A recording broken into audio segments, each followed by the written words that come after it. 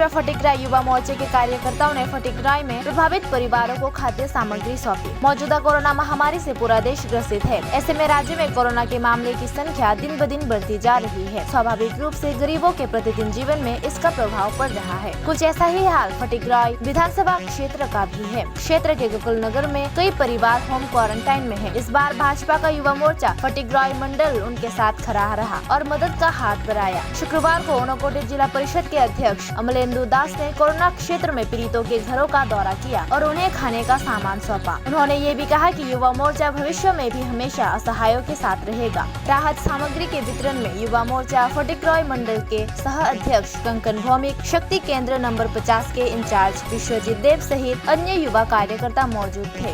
ये कोरोना महामारी बृहत आकारे हमारे राज्य और सारा भारत प्रवेश करेছে তাতে অনেক লোক এই করোনা আক্রান্ত হয়েছেন।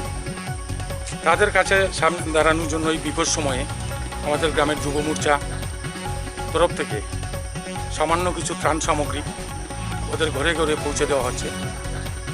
তারই অঙ্গ হিসাবে আজকে এখানে আমাদের গ্রামে যতজন করোনা পজিটিভ রোগী পাওয়া গেছে এখন পর্যন্ত তাদের বাড়িতে ত্রাণ সামগ্রী পৌঁছে দেওয়া হচ্ছে এবং আগামী দিনেও এই ব্যবস্থা চালু থাকবে এবং ওদের যোগাযোগ ডাক্তার ডেইলি আসে কিনা বা মেডিকেলের স্টাফরা এসে যোগাযোগ করে কিনা, ওদের ওষুধপত্র আছে কিনা, এইগুলো ওরা প্রতিনিয়ত ওয়ার্ড মেম্বার যারা আছেন এখানে যার যার ওয়ার্ডের এরাও যোগাযোগ করেন প্রতিনিয়ত।